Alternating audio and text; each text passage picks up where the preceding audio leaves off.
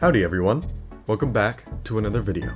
In this video I'm going to discuss what I personally think of Taph, and also the best way to use his abilities. I'll have a new tier list at the end of the video, which will include Taph's placement. So without further ado, enjoy the video. Taph is the character I was most excited for when I heard he was going to be a playable character. Though, I will say, I'm somewhat disappointed on what he turned out to be. It feels rushed, like they didn't get to fully balance it how they wanted, and they just released it because they had a deadline. I'm just gonna say it before I get into his kit, Taph is weak. I'll talk about why in a moment, but first, let's talk about his abilities. Taph has two abilities, no passives, and 90 health. His abilities are Tripwire and Subspace Tripmine. I'll start with his Tripwire, his primary ability. When you first activate the ability, it places down one end of the wire, and upon using it a second time, it places down the other. You must make sure the wire isn't blocked by anything while it's being placed. The wire itself is transparent, but the stubs that stick out the ends are very easy to spot. The wire lasts about 80 seconds, and gets more transparent the longer it lasts. If the killer runs into the wire, they gain slowness 2 for 4 seconds, and their aura is revealed to every survivor for 8 seconds. Though, this ability has one major flaw. All the killer needs to do to counter the wire is simply hit it. They can hit it with their basic attack, or even a projectile. The wire has 20 health, so things like Entanglement and Corrupt Nature don't instantly break it. It also stops walk speed override in its tracks, which may have some niche uses, but still, the wire is super destructible, a gigantic flaw for this ability since killers with a pair of eyeballs will spot these more often than not. It still can have value if you find good methods to mask it with the environment. The way I found how to best place these wires are by corridors or 2 separate walls. The only thing you want the killer to see is the wire itself, because it's very difficult to see. Moving on, his Trip Mine. You take a couple seconds to arm the bomb, then throw it down on the ground.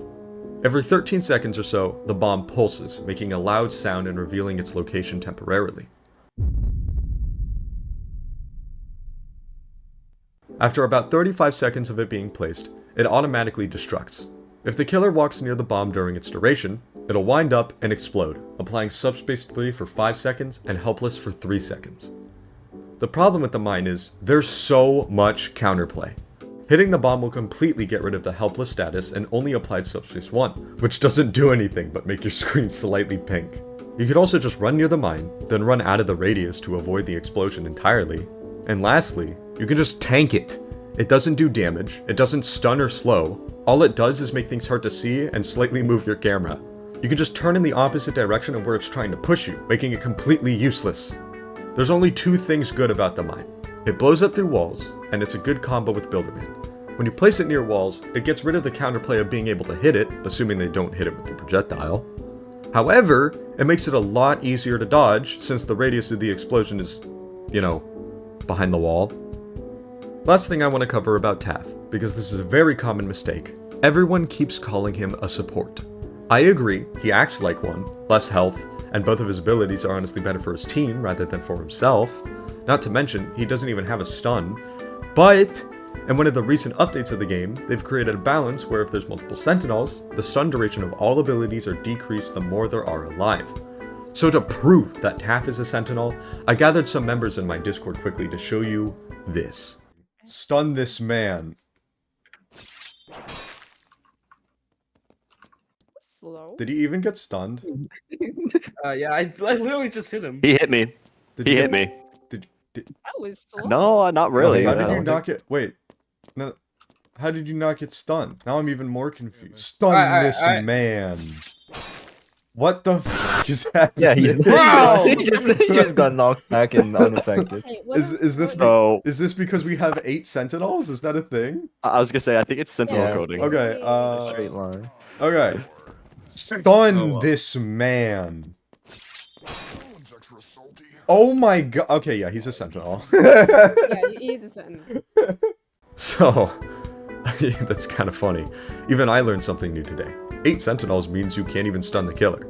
But anyway, there's my point. Taph is a Sentinel. He reduces the stun time on killers the more there are alive. So in short, Taph is a Sentinel with 90 health and 2 really mediocre abilities. I hope they try to rework the mine, because in its current state, it really doesn't feel impactful to the game at all. Here's my new tier list for the survivors. I might do a killer one eventually, but for now, here's the survivors, okay? Keep in mind, when I rank stuff, it's based on how much potential the character really has and how much they influence the game. Taph, at least to me, never influences the gameplay as killer. I might have stepped on a total of 2 tripwires these last few days, and trip mines never affected me in game, so thank you so much for watching. I won't be doing a poll this week because I'm still currently working on the video for the winner of the last poll. Stay tuned, and I'll see you soon. Bye-bye.